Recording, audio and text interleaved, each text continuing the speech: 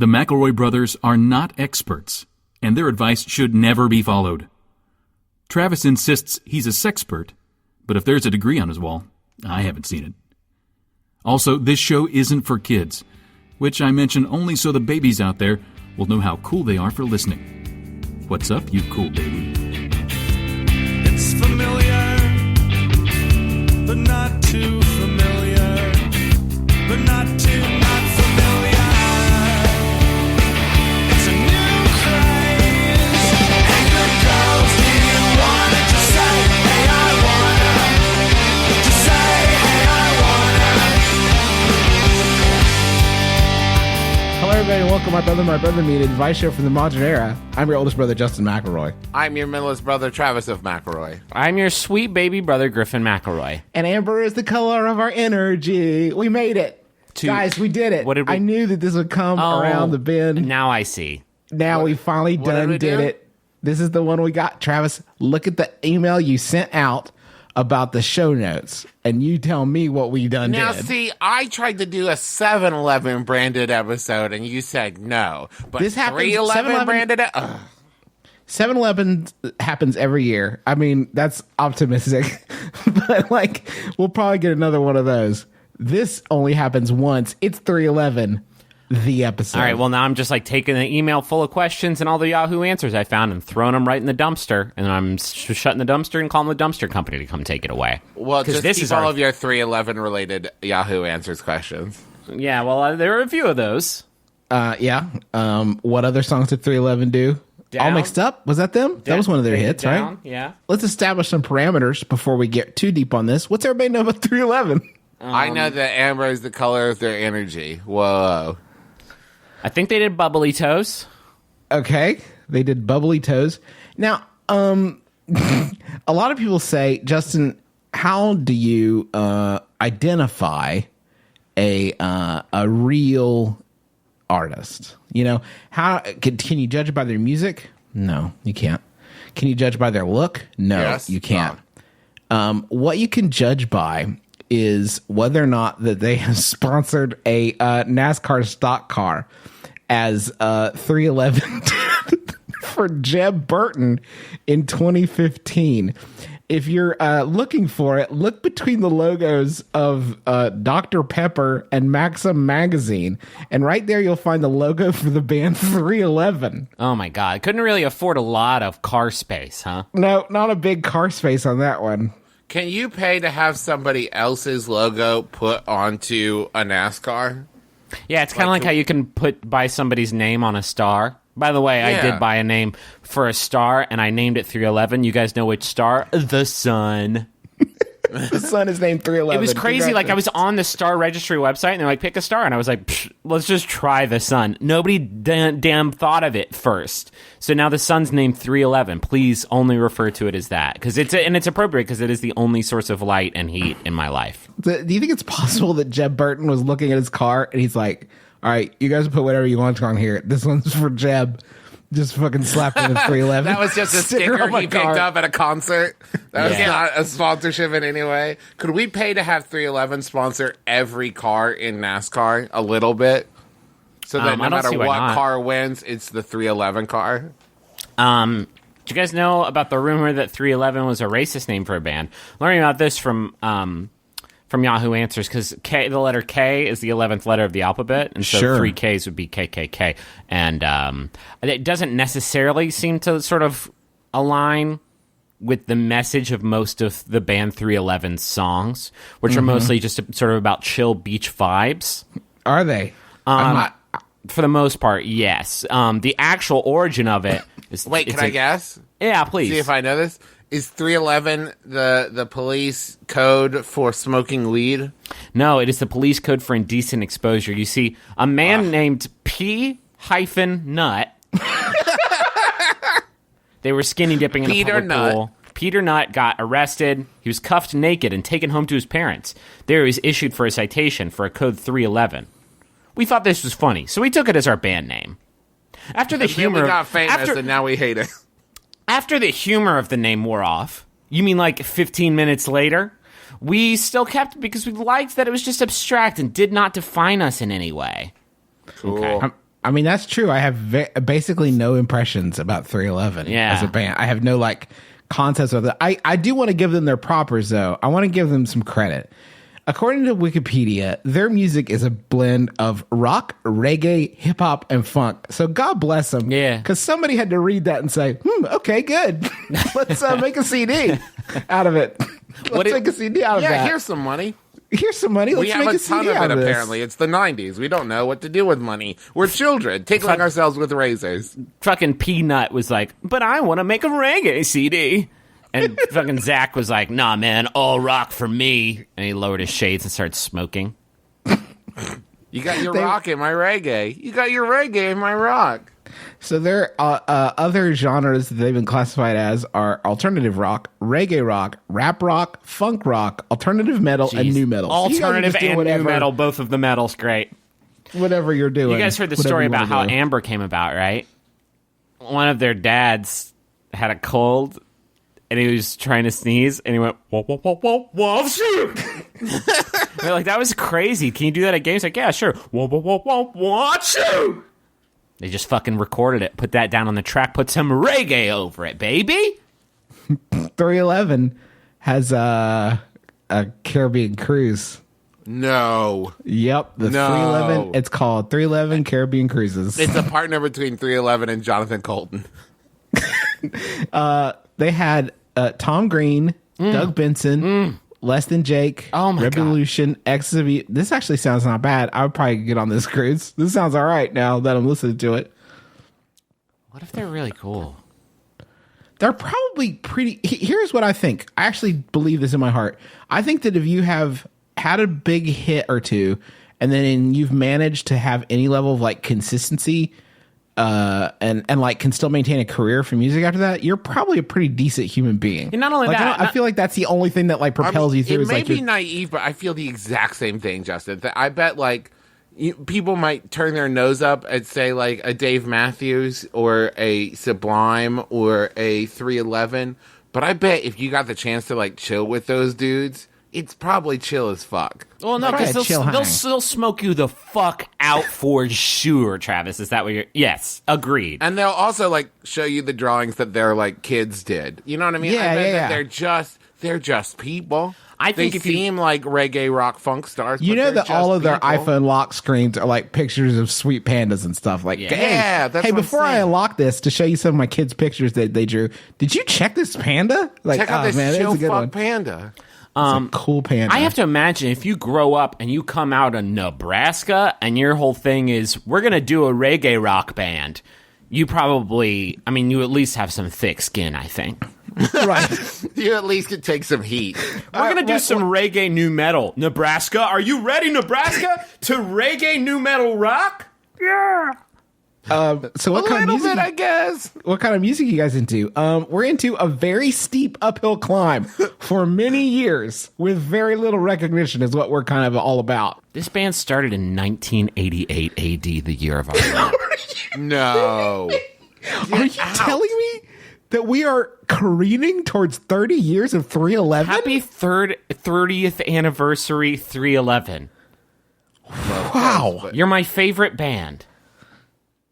I grew up with 1988. you. This band was born the year after me. I remember the first time I heard 311, I was 5. It changed my life. I just drank it in. Let's do some advice, I think, for people. Oh, we have a special guest this episode. Should we talk about that? Just like set it up and then hit that ball right in the hole later? Yeah, that sounds good. Joining us to be a guest expert, and I know you're listening to this going like, wait, another person's going to be on the show? Yeah, we used to do that. It's been like 2 years. But we have a fantastic author, fantastic person, Patrick Rothfuss, is going to be on the show a bit later. But for now, let's do our thing. All right, here's our first question. Today on the train, I caught a woman taking a picture of me with her phone. Oh, boy. The weird thing is that after we made eye contact, she simply smiled and continued taking pictures. Oh, my God. The phone wasn't even muted, and I could hear the shutter noise of each picture. I thought that she might be taking selfies, but she followed me with her camera even after I moved a few rows down in the train. So my question is, what the fuck should I have done? Sincerely, Tom Cruise. Well, Okay, Tom. so that one is... That one's pretty obvious. Okay. Shuttershy in San Francisco, by the way. Without discussing it, I want each of us to say why we think this woman was taking pictures of this person. Okay, kind of a choose your own adventure. I love it. Yeah, Justin, go. Art. Griffin? Maybe they looked like one of their friends, and they wanted to like text him a good picture of their face, but they kept like looking away or something. Or alternate second guess. Just I want to hedge my bets. She's a pervert. Oh, see, I was going to say pervert. Okay. You're going to end up taped to a wall with colored yarn stretching between you and pictures of weapons, and I don't know, maybe the Pope. Who knows? What if you get you're going to get a parcel, not through the postal service because that leaves a trail. It's just going to show up on your door, and there's going to be a note that says, "I believe this should be to your specifications," and it'll be a very tasteful suit jacket. I knew from the moment I saw you, I suit wanted him to embroider you with my suitery. Alternative explanation: it is your great-great-grandchild from the future.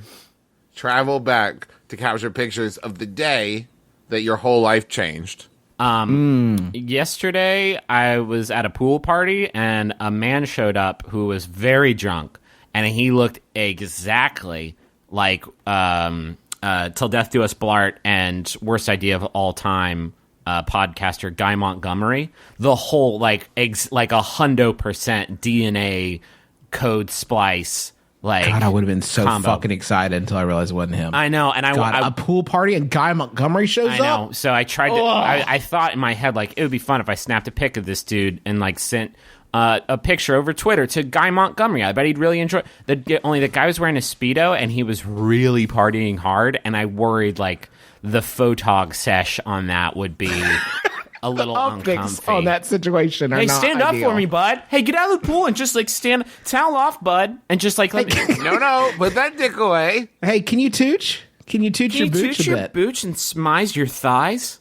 And now our interaction is over, and I don't want you to speak to me anymore. Yeah, I don't actually know you. If you could stop, please. That's the problem, is that this woman, I feel like there's an unspoken law in society that if you're sneaking a peek, whether it's a picture or just like scoping someone out of the corner of your eye, once you are caught, that exchange is done.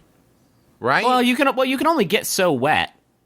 You know what I mean? Like, that's what I'm saying. But I'm saying that this is like a level of chaos in society that I'm not willing to accept. Oh no, it's don't get me wrong. It's 24/7 purge out there, Travie.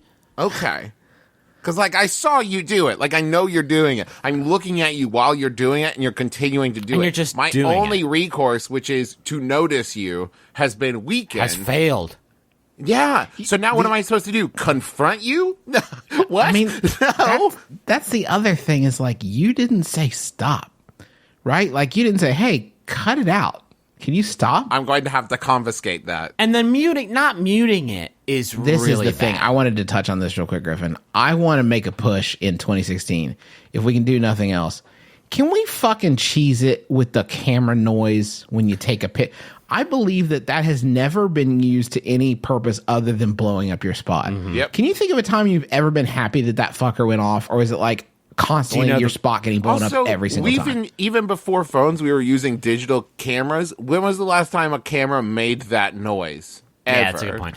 It doesn't make that noise. I was in a toilet stall doing my thing in there, having my fun, and I saw something very funny on my cell phone that I was looking at, and so I did a screen grab. Only when you do a screen grab, it makes the camera noise. Thanks, Apple. Thank you, Apple. So for the optics on that, or I guess the audio on that from my neighbor in the other bathroom stall, so I was having a little photo session in there, a little photog sesh. Correct me if I'm wrong, Griffin. I think you may have told this story before. I don't think I have. Travis? Or maybe it's multiple times this has happened. Has this happened to you multiple times? Probably have. I like to save my phone memories, my internet memories that I have with my Twitter pals. Last night, I was looking up how to fight a gym in Pokemon Go, how to do gyms, and I screenshotted the instructions, and Teresa heard the camera go and said, "Oh, what are you taking a screenshot of?" And you would have thought I was taking a screenshot of how to kill someone, because I was like, "Oh, just directions for something." don't worry, it's nothing.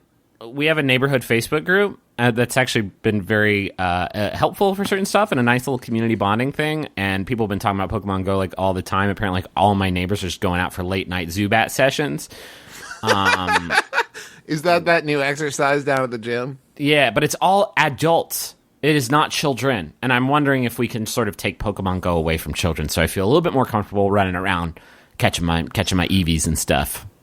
I took Charlie out this morning to go look for Pokemon, and she was so excited. And I put on her shoes, and we just went out walking and just looking for Pokemon. I told her that's what we were doing, looking for Pokemon. And we walked for like 10 minutes without spotting a single Pokemon. Every 15 seconds, she's looking up at me like, "Well, any Pokemon yet, old man?" I was sold the bill of goods. Answer is no. I've never been more fucking humiliated as a dad. What more embarrassing thing is there? Like, no, I'm hoping Miyamoto-san's gonna drop me a Pokemon down here. Me and my baby girl are gonna catch it. I'm really sorry, sweetheart. And I just pretended because she's a baby. We saw a squirrel, and I was like, "There's one." Come on. We got Justin. We got one. That's Let's what go she's home. going to talk in a therapy session about when she's like 22. That's more beautiful. That's like, but this is the fuck thing that I'm saying to you. I was looking for digital imaginary Pokemon that only exists in my phone, but while my daughter and I were like traipsing around the neighborhood, I saw a squirrel. I was like, "Oh fuck that! Get out of here! Get out of here!" Unless you can use Quick Attack, get the fuck out. You guys want to Have Yahoo? some candy. How about a Yahoo? Yeah. Let me give this Yahoo to you. Oops, I opened up best credit cards of 2016. I opened up an ad.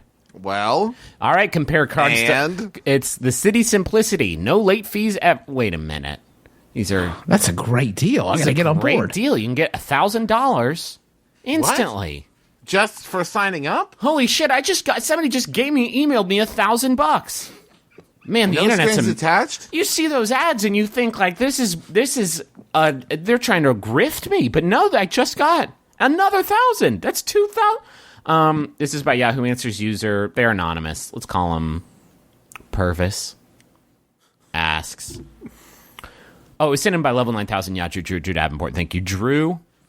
By Drew Yahoo also Answers. just sold me a Nintendo 64, so I appreciate Drew. In a Wow, lot of really? ways. Did you get any carts? Any hot carts? I got the Ocarina of Time.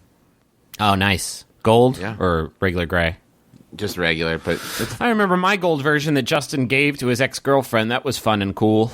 Anyway. Was that the same day that you erased my Final Fantasy VII game? Or? Yeah, it's a circle of life. The circle of being a shitty brother. This anonymous user who I have named Purvis asks, why don't pets need jobs, but humans do?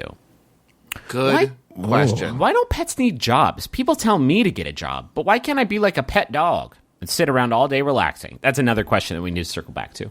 Can anyone explain why pets are excused? I mostly sit around playing video games or browsing the internet. I get called useless for not working, but my pet dog gets called adorable. You never call a pet useless to society. Why not? Aren't pets useless to society? Oh yeah, they give humans comfort, but so do I. I give my parents Purvis. comfort, and I get called mama's boy or childish. Why do pets get rewarded for doing things humans get shamed for?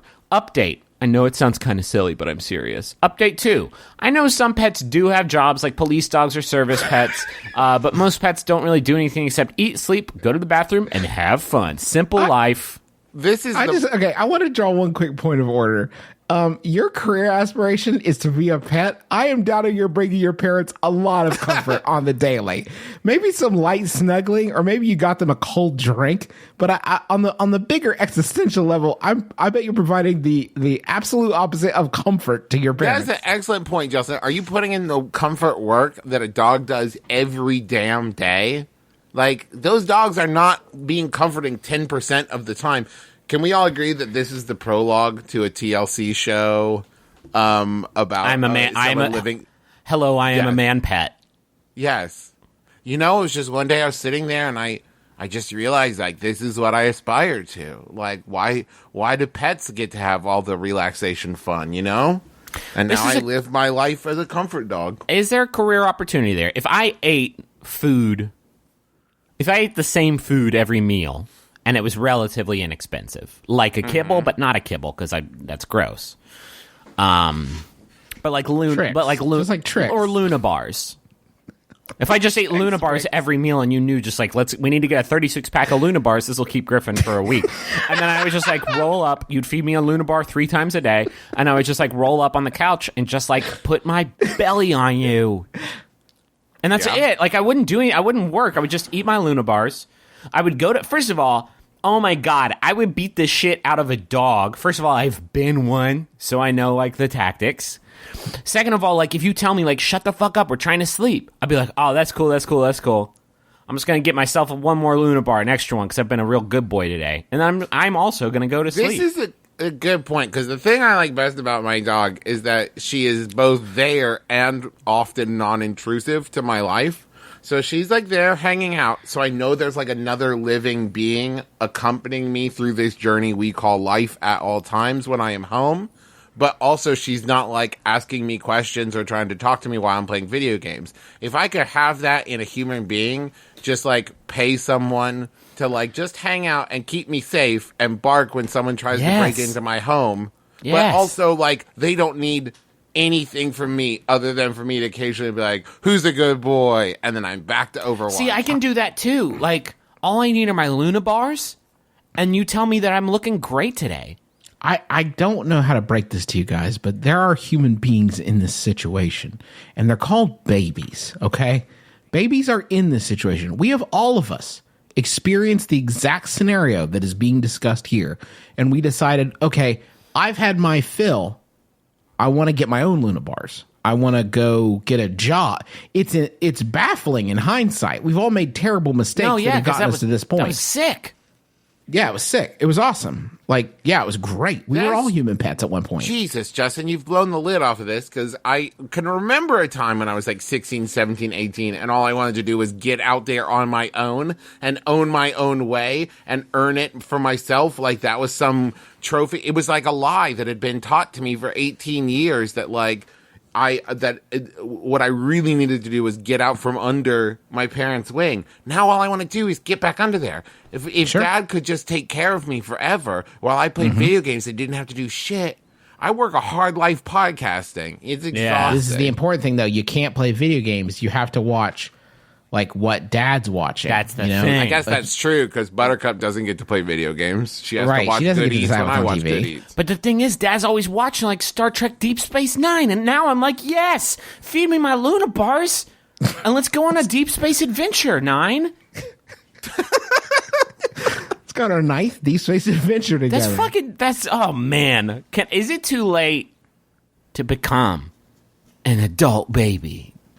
I would need to do some research to figure out where the circles operate, that I can really ingratiate myself, because I feel like I would need to earn a little bit of cred. So the next time I rolled up, like, whoa, Griffin, you kind of look like an adult baby right now. I can be like, yes, I've been a member of this circle for a while now. Respect this. You have to slow slope into adult baby. You can't just go from like wearing, a button up and khakis to diaper. Yeah. You gotta like, maybe you start wearing a pacifier on a ribbon around your neck. Well, that seems and pretty people are far like, in. huh. Okay. Yeah, I don't know that's what probably the a better option, but I don't know what the first step is. I wonder what the supply and demand optics are right now on like adult babies. Like, is there a lot of positions sitting open, or is it very competitive, do you think? Well, let me check on Craigslist real quick. Oh, God. It's so God. competitive. No, Holy no. shit.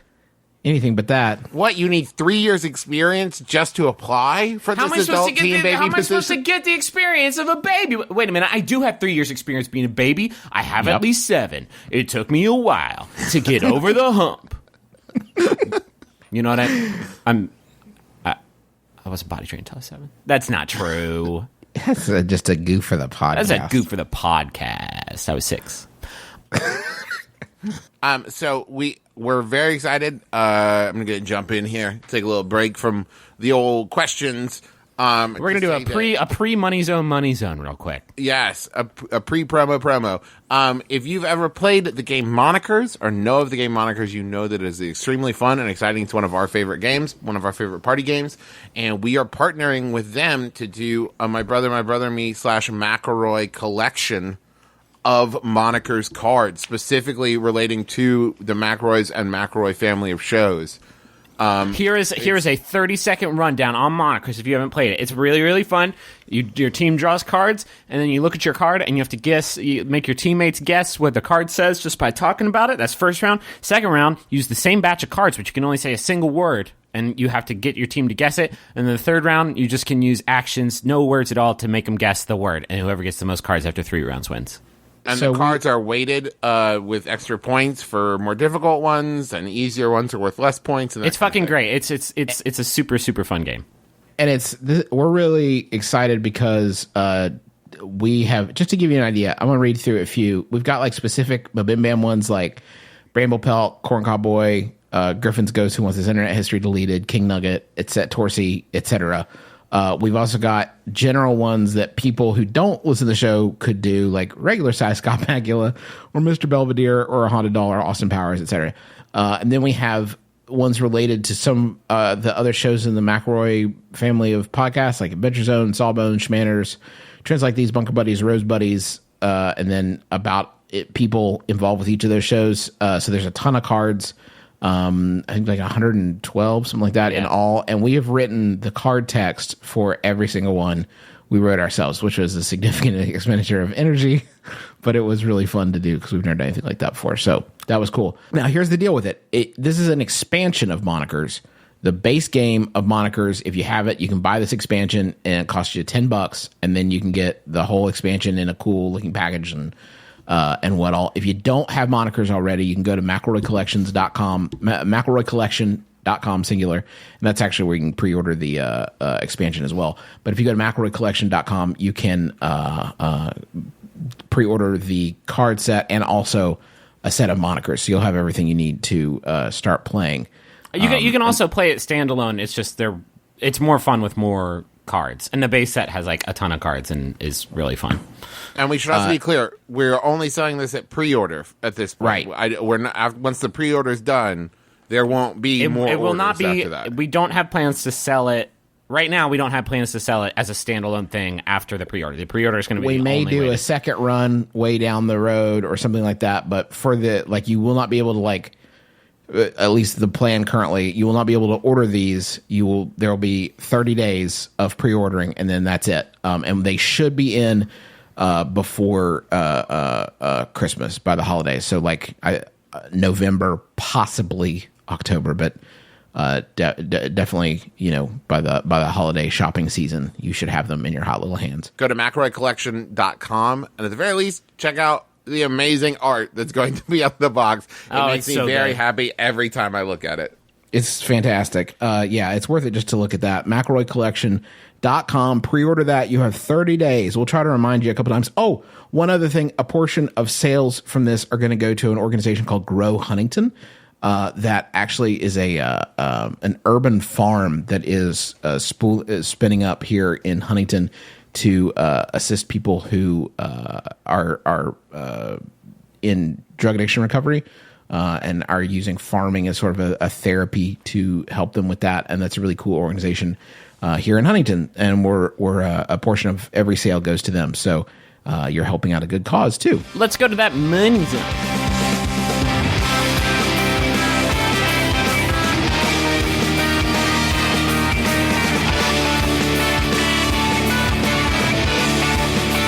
We're sponsored in part this week by Casper. We've talked about Casper before. They make amazing mattresses. My wife and I sleep on one, and I can't imagine ever going back to any other form of mattress other than I used to sleep on those old, crappy spring mattress things that dug into you and made sleeping a chore. Casper makes sleeping a dream, and that's a blurb that they can put on the box, like video games. It's kind of a confusing blurb because Casper makes sleeping a dream? That's a fucking pull quote, Griffin. That's amazing. Okay. Are you kidding me? It's clever. It's witty. Okay, it doesn't matter. Just trust me. It's really great. And they have a risk-free trial and return policy. You can sleep on a Casper mattress for 100 days.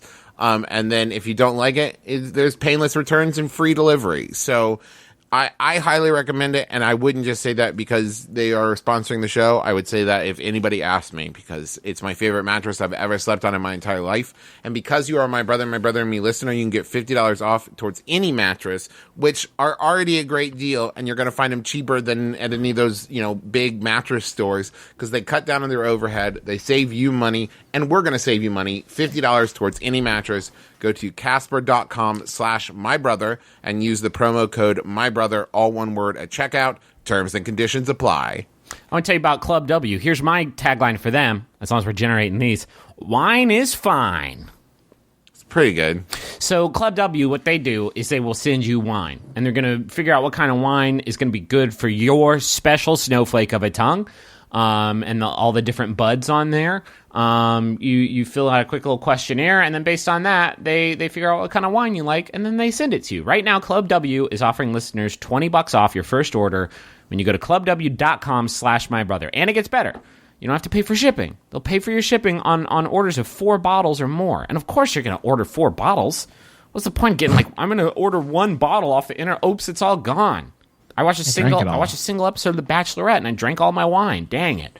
Because I needed it. I needed it to get through this show. I was just going to say that that's not because I don't like The Bachelorette. It's just an extreme intense show. I just wanted to make that clear. Yeah, you need something to I don't want another fish gate happening.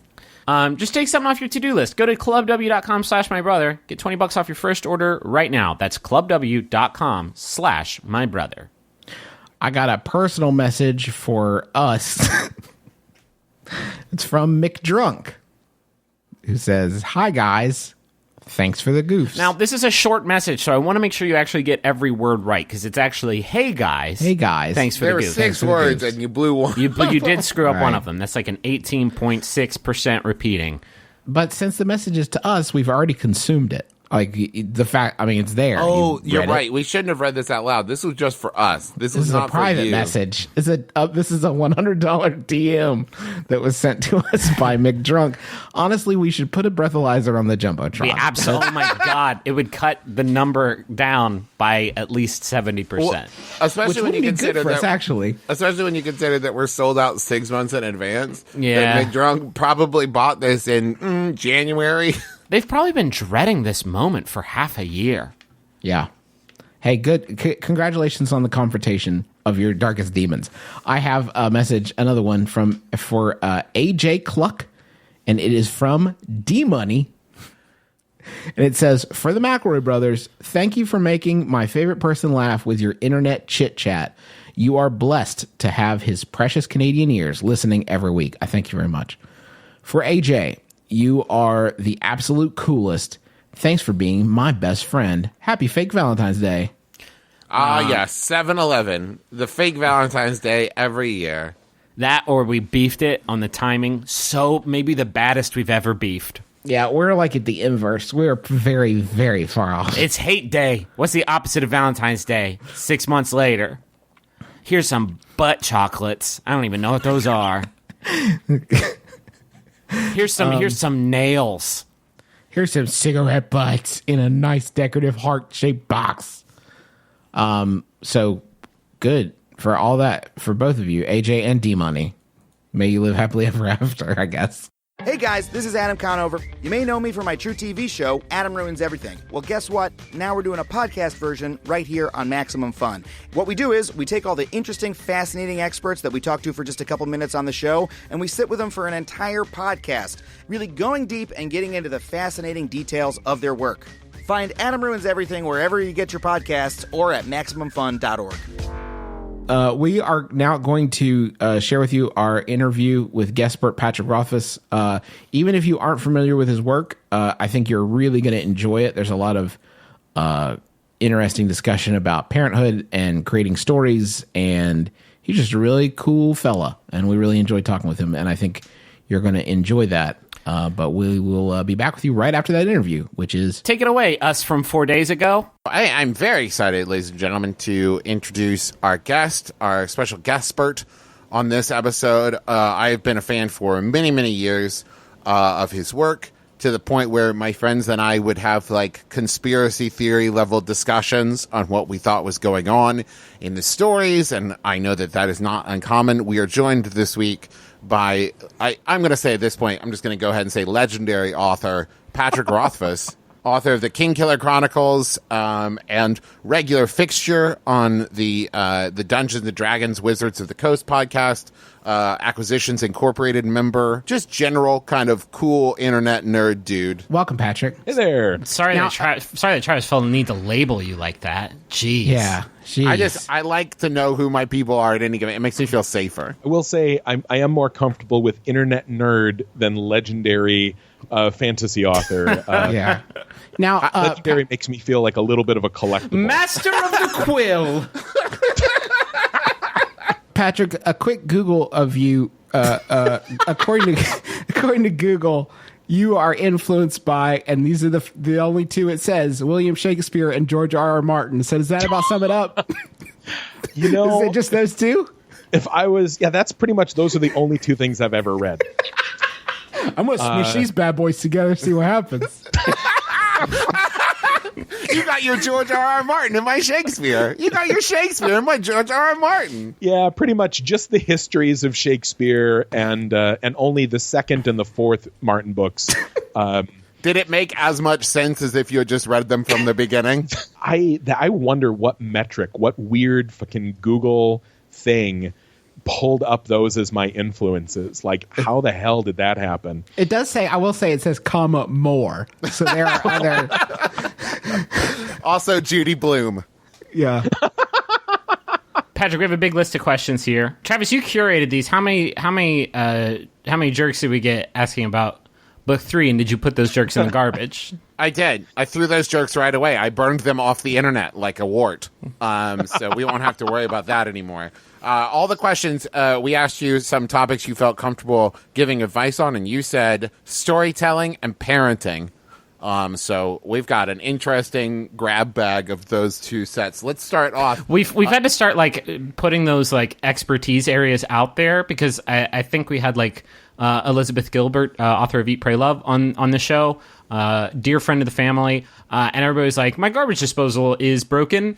How do I fix it? And it's Oh, man, Now- I really missed out. Why did we, in turn, go ahead and ask her that question? That's a fun. I mean, we could have at any point stepped in and not done that. But listen, we there still were did. a lot of steps in that process that we fucked up. We did bad. We get that. We get that now. And now Elizabeth Gilbert won't talk to us anymore. I understand that we did bad. But here's the first question. I've never held a baby, and me and my wife are trying to conceive. I'm genuinely worried that I'm going to hold the baby wrong. What would be the best way to hold a newborn, in your opinion? That's from Nathan in Yukon, and like 2 of the 3 brothers on this show right now. Yeah. Also, yes. Oh, are you like gearing up for babying? Yeah. Travis and I are both, and with our respective wives, we are both expecting. We're not expecting with each other in some sort of weird, incestuous junior situation. It's worth noting, Patrick, before you hop in, I do have a 2-year-old, so they could have fucking asked me at any point, but that's fine. You we'll know, wait here's till we the thing get that we're grown-ass legendary adults, wordsmith Joseph. Patrick Rothfuss on the show, and he'll tell you how to hold a baby. We're grown-ass adults, and sometimes it's really disheartening and kind of embarrassing to go, how do I hold a tiny human? So how do the you? thing is, I will say, actually, I'm going to come to your defense. There's not, generally speaking, there's not a community, of guys talking about being dads. Culturally, women get together. It's valued, in the culture. Women feel free to ask these questions, share information, but it's not a typical dude thing. Now, what I've discovered is that geek dudes, we like to do everything to the best of our ability, and we like to mine for data. And so we're an interesting subsection of the population. And so there is a lot of like geek dad talk.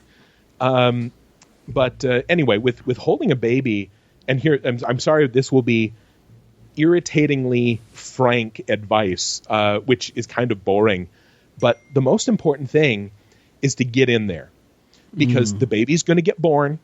You're going to be freaked out, and you're going to be thinking exactly what everybody thinks. They're going to be like, oh no, I'm going to fuck it up.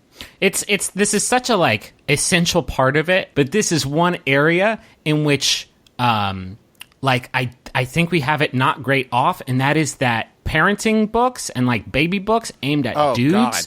are almost invariably the fucking pits, like without any useful information whatsoever. The stuff in these books is like, make sure to build yourself a man cave that the baby's not allowed in, that you put all your football trophies. In Dude, You're Getting a Dad, the book that I read, it encouraged you. It said you probably have a hard time connecting with your unborn baby. And it suggested drawing football plays on your pregnant wife's stomach and explaining them to the fetus to encourage some sort of basic human connection to your child. And I'm like, which bones in there do I need to not touch because they're crazy baby bones and they're super weak, and if I touch it while holding it wrong, like, I lose. Well, I think what Patrick is saying, if I might paraphrase, there's no wrong way to hold a baby.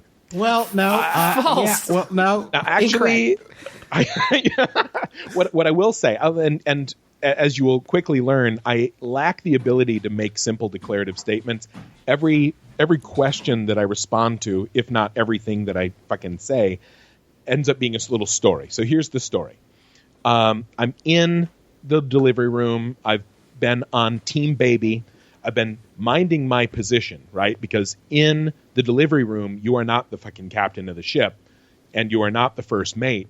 And you're like way down. You're the poor orphan that's stowed away in the basement of the ship, it's hiding in a discarded gin barrel, hoping you're not discovered. Just trying to get to the new world.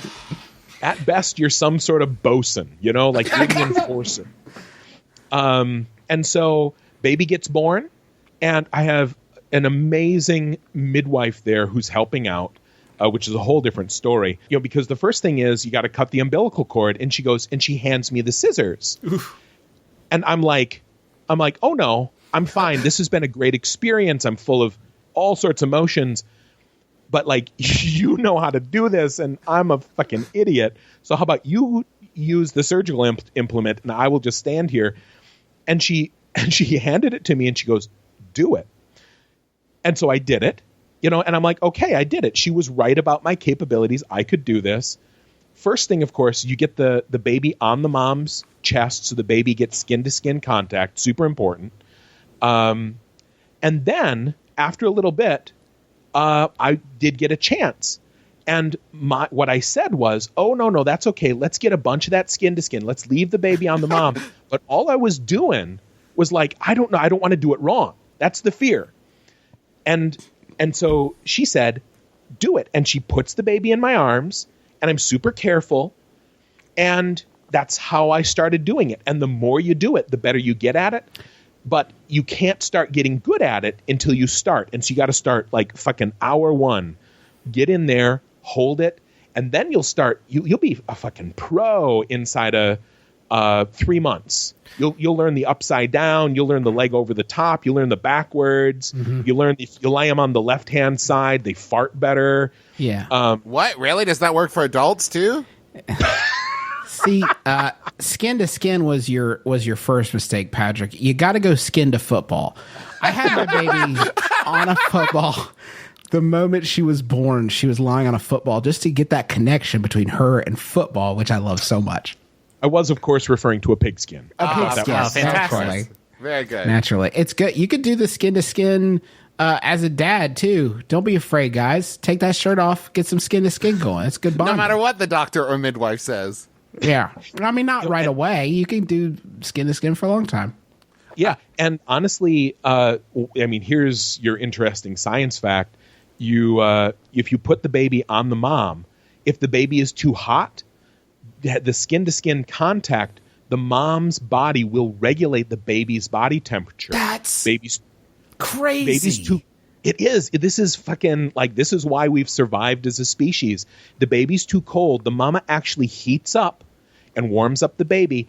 But here's the tricky bit. If the baby is too hot, the mom's body cools down to bring the baby's body temperature down. What? Yeah. What does my body do? What? And here's you get half of that. Okay, you're not Wolverine. You don't get the full suite of powers, but you're like Dazzler, right? Aww. Okay.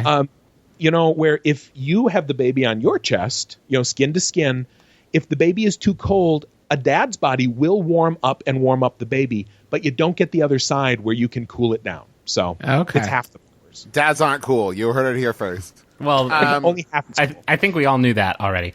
Can I read one off this list? Yes. We got a bunch, and I really only want to hear about the stuff that's interesting to me. That's a pro interviewer tip that I learned from Barbara Walters, is the one who does the interviews. I've been slowly building a world for use in DMing, or maybe try my hand at writing short stories. When it comes to creating a world from scratch, what was your first step or maybe baseline, i.e. geography, religion, world events? Brian? Oh, I'm sorry. Brian is the person who asked that. You got to get a good Brian in there, and then you sort of spiral out from there. I think a lot of people are looking for a recipe, which is very understandable. You want to do a good job at this thing, and so you're like, how do you make a good fantasy world? And what happens a lot of times is people look to the classics. You look to Tolkien, because he's, like Granddaddy Tolkien has this, his shadow is long over the fantasy world. And so people look at that and they go, okay, you need a bunch of poetry, you need a bunch of fake languages, you need mythology, you need a big history that goes back 5,000 years. But here's the thing.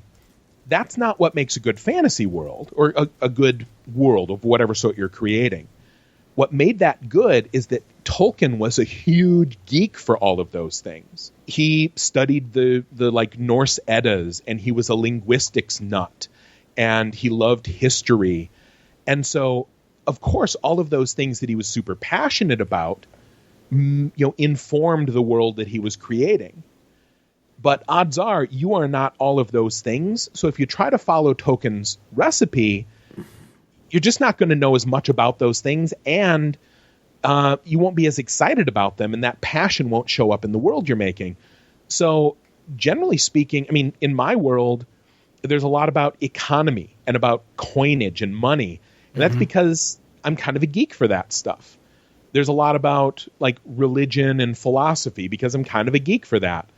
Some sociology and psychology, a lot of hard science because I was almost a chemical engineer. Those things, are what kind of make the cornerstones of my world, but nobody ever says, where's all your elf poetry, Rothfuss, because you need that. Yeah. Well, at least not to your face. Not to my face, right? Whenever I start reading a new fantasy series, I'm always impressed that it always seems like they put so much thought into how magic works in their specific world.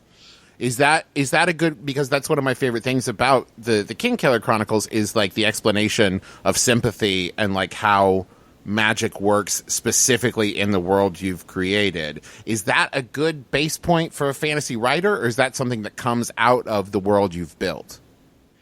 It definitely has a big impact on the world, and if you are interested in it and if you like it, then absolutely you should do that. It's really interesting to note that Tolkien doesn't do any of that. Mm-hmm. And like those books are fairly successful. They've done it. But think about it. Like, what do you know about what Gandalf can do? He can blow a smoke ring and then put a ship in it, I think. Right. Well, that's not magic. Like, look at any vape tricks compilation video that's like goes viral on Facebook, and like people are doing way crazier shit than that now. But actually, Gandalf is kind of crap in terms of the magic department. You look at The Hobbit. What does he do? He makes a couple of flashes and sets pine cones on fire. Mm-hmm. Big deal. I could do that. But there's no big magic system there. You may have just ruined those books for me, because now I'm thinking back at all this stuff. Like, wait, he turned gray and then he turned white. Why? Why did that? Why did he do this? Why did this happen? Yeah, there was a big monster coming at him, and the Balrog, you know what he did? He knocked himself off a bridge. He broke a bridge he was on. Good job, good magic, bud. Good magic. Get your shit together, Gandalf. Jeez. Yeah, do something. Hey, Patrick, I understand starting a fantasy world with what I like, but what if I only like garbage? I can't very well build a fantasy world about discontinued cereals, which is the only thing I'm interested in. I would argue that. Maybe not a fantasy world, but I could see a dystopian future. Yeah. Where that's the currency. Yeah. It's three. See? There you go. 3 crunch berries to a boo berry. I can't tell if Justin's joking or not, because we've been talking. The three of us with our dad, we do a Dungeons and Dragons podcast that I DM, and we've talked about, like, when my campaign is over, us taking turns trying the DM mantle on it. And Justin, you seemed to prickle at the thought of building a fantasy world. I'm wondering how much truth there is to you being afraid of. It's infinite truth, Griffin. It's 100% truth. I feel like I don't have a creative bone in my body as far as that stuff goes. I just don't have. Not the world needs farmers too, Griffin. Not everybody can create. Justin's too busy working the land to get in there and make up a D&D campaign. I watch me bridge this, guys. This is the best segue I've ever performed in my life. I really want to back that up. My 2 boys, because I got one who's 6, one who's 2, and I tell little stories with the older boy. And a lot of them are, you could call them collaborative storytelling, but what I'm really doing is I'm role-playing without the dice. And I put him in a situation and I say, you find a cave and, you go into the cave and what do you do? And then he gives answers and I tell the story.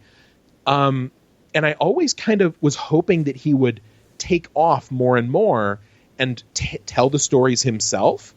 But he doesn't like that. He likes being the character in the world. Now, my littler boy, who's only 2.5, you give him the slightest starting point, and he will, like, launch into telling a story. My daughter is almost 2. Currently, she's only interested in ingesting Pee-wee's Playhouse. So the pretending in our house currently is 100% Pee-wee's Playhouse themed. I portray Terry and Captain Carl when I can find the hat. My wife is Cowboy Curtis, and my daughter is Pee-wee sometimes, and also Miss Yvonne when I feel like going to find the dress that she has to wear to be Miss Yvonne. So yeah, it's great. It's actually like makes my life super weird, because sometimes I walk in my room to talk to my wife, and my wife's not there. Cowboy Curtis is. So I got to talk through Cowboy Curtis. Sounds like Can you've you already ask my wife started a really question? cool DM session, Justin. Yeah. We have a question here from Andy. Do we have a responsibility as parents to sometimes deliberately frighten our children with scary stories, movies, video games, etc.? That's a great question. And I'm so torn to give, like, some really bad advice here. I don't think there's good advice to be had. Yeah, man. I'm not going to lie to you. There's a huge amount of delight to be gained by terrifying your child. Like, especially if you're in a bit of a mood or they're being, like, a little bit of a dick. That will happen. I mean, we love our kids, right? But they can still be dicks. Well, I love my brothers, and they're dicks all the time. And he spooks us. He sends me pictures of ghosts, like, every day. And so here's a great example of maybe I can show you the good and the bad. We're all in bed. Sarah still sleeps with the boys. I don't, because I'm huge and the bed isn't big enough. And so we're all in bed. We've been reading some stories. It's time for sleep. And Sarah, says to the older boy, says to Oot, okay, go pee. It's time for bed. And, it's nighttime. And it's really easy to forget as an adult how terrifying the dark is, Mm-hmm. And he's like, come with me. And I'm like, it's down the hallway. You can turn the lights on.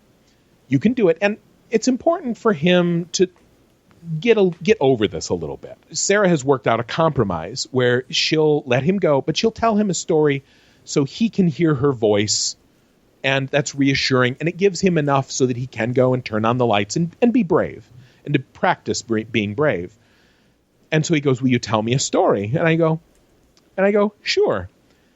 And so he starts to go, and I hear his little feet going off. And I go, once upon a time, there was a little boy, and he lived in a house with 1,000 ghosts made of bone. And I hear him go, ah! And like then, dip, dip, dip, dip, dip, dip, dip, like his feet as he's running back into the room, and he jumps onto the bed. And I laugh, and he's like, Dad, and it's okay. This was a play. It's play we're doing. And so then I go, okay, I'm sorry. And so he gets up and he starts going again. And he goes, no bones in the story. And I go, okay, I'll tell you a story with no bones. And I go, okay, once upon a time, there was a boy and there was a ghost that ate pee and it was under the floor and it lived near the toilet, and he comes running back, you know? And it turns into this big joke. He keeps going, and I keep telling him a story about a pee ghost that lives in the floor, and it would come up when he pees in the toilet, and it's going to get his pee. Just want to say real quick that ghosts that eat pee, you are completely on brand right now, Patrick Rothfuss, for the MBMBaM sort of milieu. And then finally, I've told too many of these stories. I legitimately freaked him out. And then he says, and then he's like, he's just not going to do it anymore. And Sarah's like, okay, you fucked this up. Go. You know, you have to walk him to the bathroom now. I'm not getting out of bed because you've made a mess of this. So I go, and we go into the bathroom, and he pees. This has been fun. This has been a ton of fun. It's playful.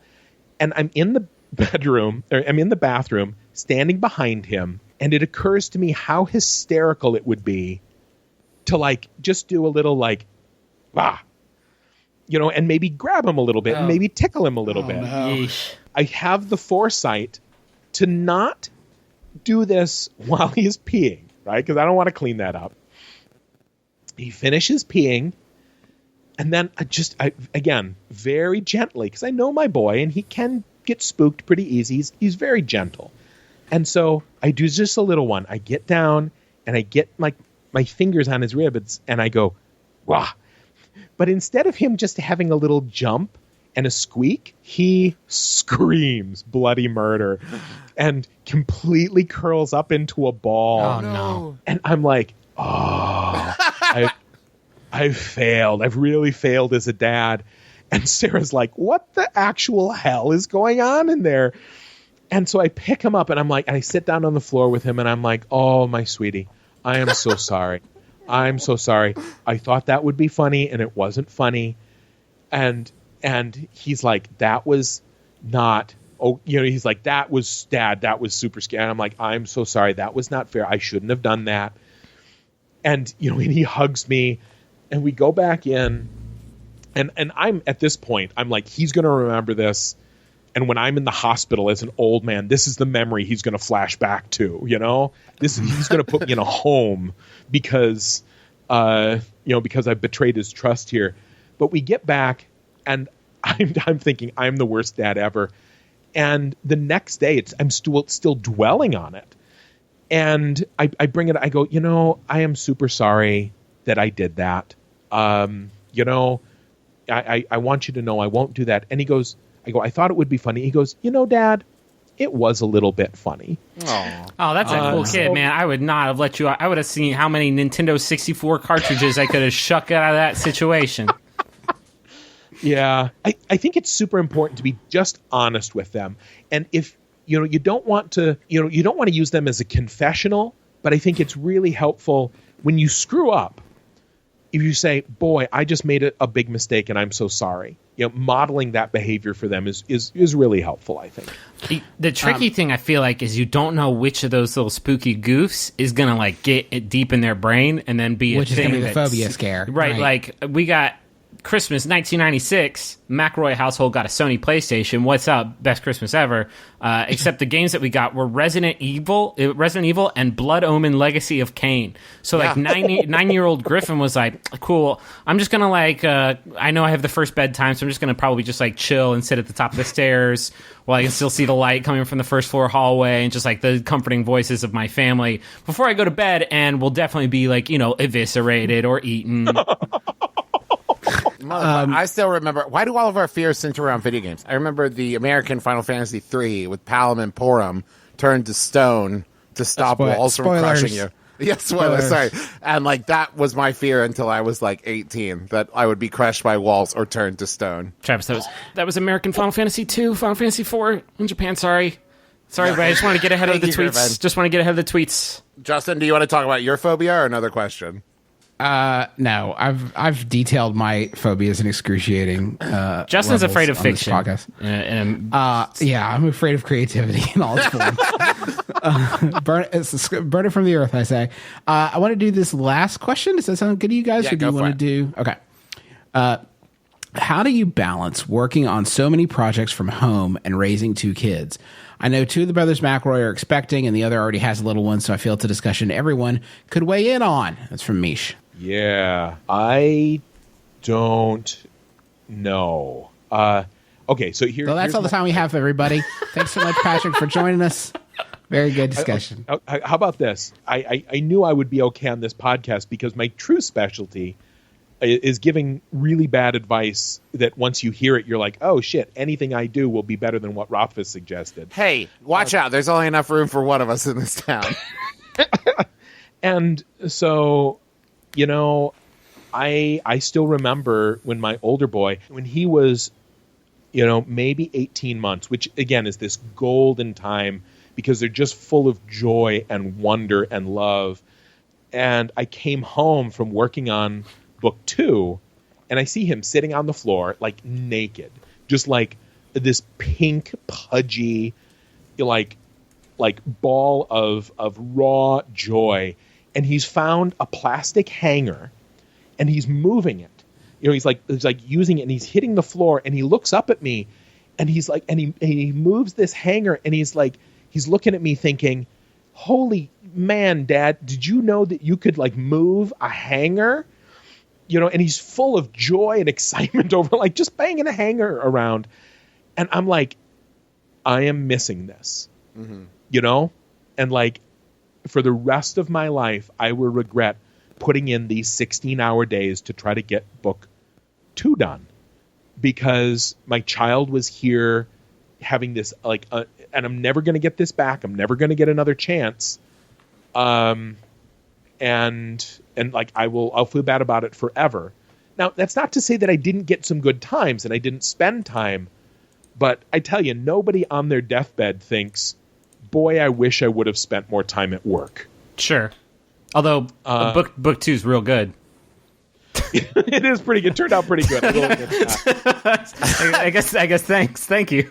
Thanks. You know, everybody always says that about no one on their deathbed. I bet there was one guy who had like just the sickest job. That he was just like the captain of parties or something. He was like, I wish I'd spend more time at work. I hated my house. The guy who invented like the Showbiz Pizza Company is just gonna be like, nice, did it, crushed it. Well, but what if there's people on their deathbed who think, tag, I wish Rothfuss had finished book 3. Would have loved to tuck into that bad boy. Now that I actually believe.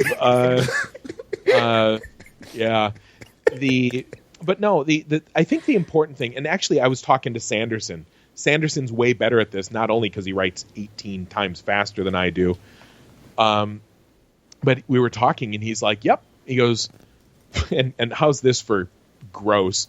He says, yep. He goes, I keep it to 10 hours of writing a day. He goes, 10 hours, and I promise myself that I stop and I go home and then I spend time with my family. I'm like, 10 hours of writing in a row. It's like, I put a lid on it there. And then after the kids are in bed, I can always come back and write more. Makes it sound so easy. It's weird because it doesn't, there's not I'll be like completely frank about this as long as we're just getting into it.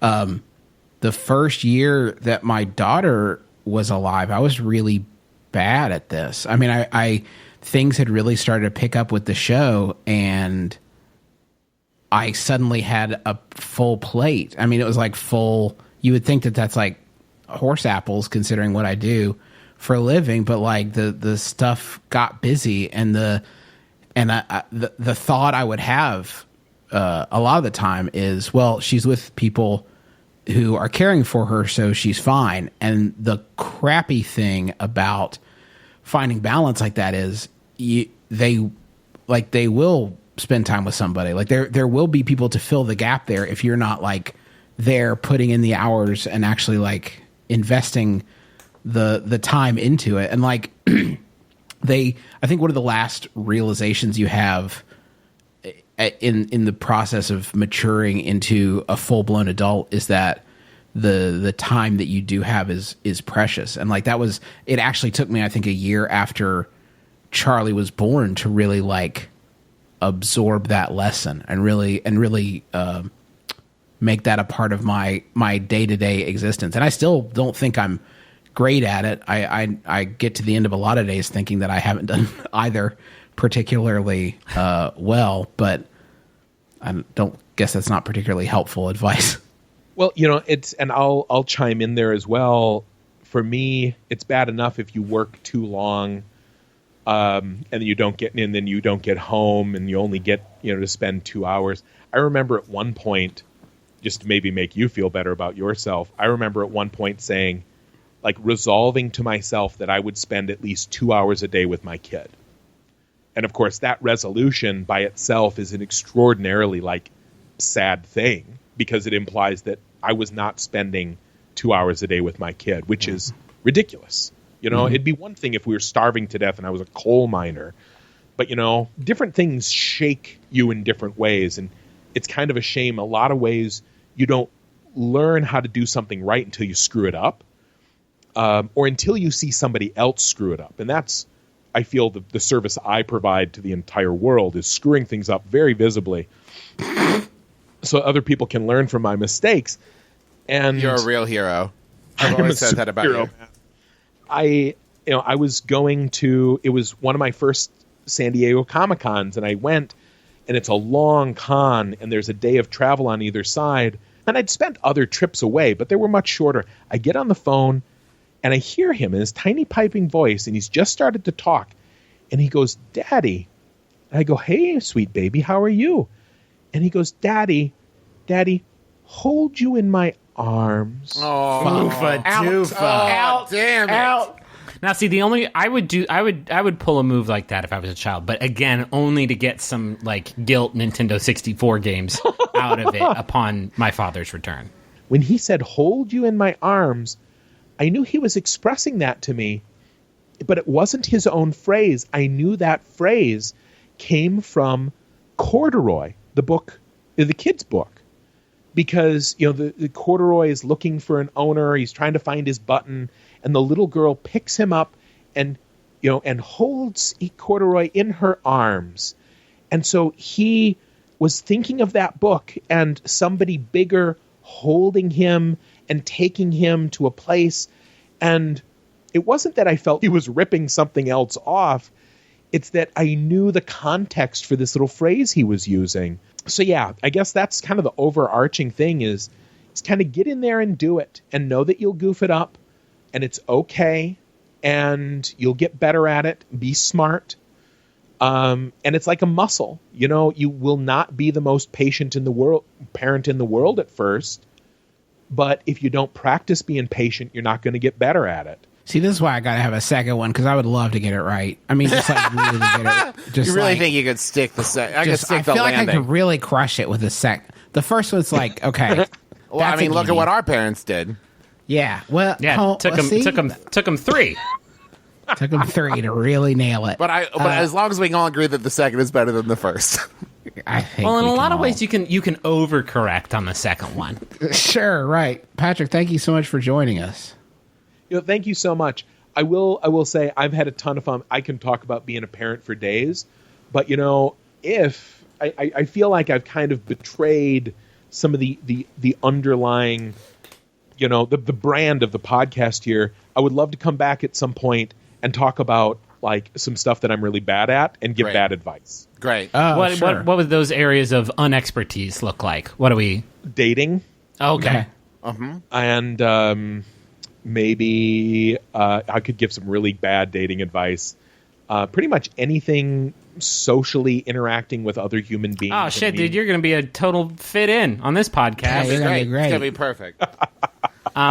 Patrick, obviously, sometimes when we ask guests on the show, where can people find your work? For you, the answer is, bookstores and Amazon.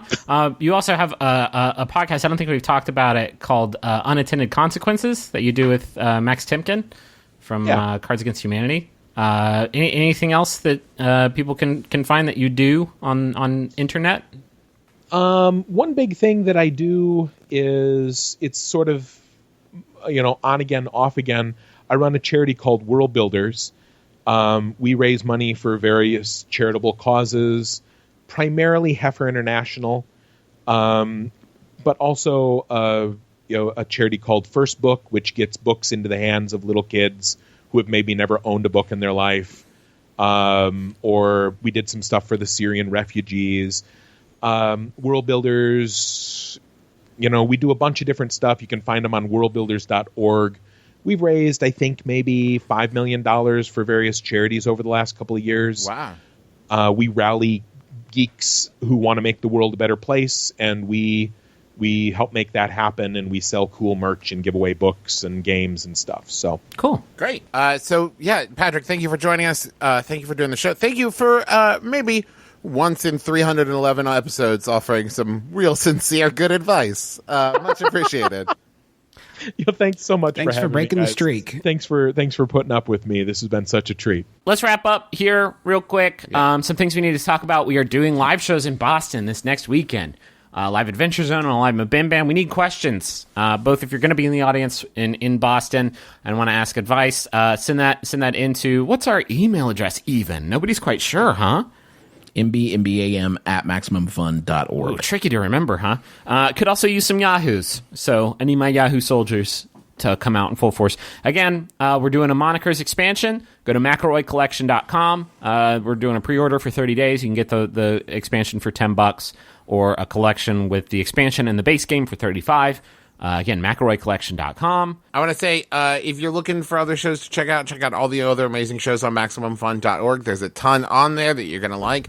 We also do a couple shows that are a little more independent. One of my favorite podcasts in the world that I look forward to and listen to every week, even if I don't have time for anything else, I make time for it, is Rose Buddies with Griffin and Rachel, where they watch and recap The Bachelor and The Bachelorette. It is, no joke, one of my favorite things that exists in the world right now. So I encourage everyone to check it out. I also do a show with my friend Tybee called Interrobang, where we talk about the things in the world that are frustrating us and frustrating you. Every fifth episode is an audience submitted topics episode, and we just did one. And, there's a lot of frustrating stuff going on in the world right now, and we're just trying to build kind of a safe place for discussion in podcast form. So check that out, called Interrobang. And also, you guys have put out a new episode of The Monster Factory recently that I thoroughly enjoyed. And I want everyone to go check that out, too. Griffin and Justin do probably the funniest thing on the internet called Monster Factory on YouTube through their website Polygon, where they create just the most abhorrent characters through character creation engines in video games. And it's pretty much everyone's favorite thing on the internet. So go check that out. Thank you, Travis. Thanks again to Patrick Rothfuss for being our guest expert this week. And thanks to John Roderick and the Long Winters for the use of our theme song and Departure off the album Putting the Days to Bed. It's a wonderful album. You can find it wherever albums are sold. Is that it? We're gonna be at Max. We're gonna be at Max FunCon East. If you haven't picked up your tickets yet, go get those. We want to see you there. We want to hang out with you in the scary Shining Hotel in the Poconos Mountains. You get to hang out with all the McElroys and I think the Smurls as well. It's going to be a crazy fun time hanging out in the mountains. Come see us, hang out. It's going to be great. We really want you there. I think you can go to maxfuncon.com for all the information. Well, we should make it clear. We're doing not MBMBaM. We're doing Adventure Zone there. So, yep. Come hang out. Last Yahoo time. This one was sent in by Zoe Kinski, riding high. Zoe Kinski, thank you, Zoe. It's by Yahoo Answers user RG778SX, who asks, how many people agree that Smash Mouth at the end of Rat Race was a crummy way to end a classic comedy?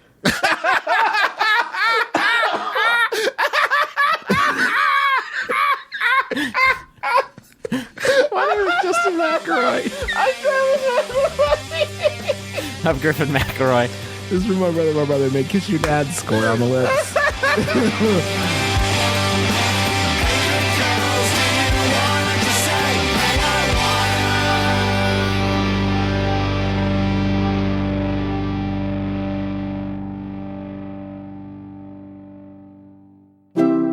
MaximumFun.org.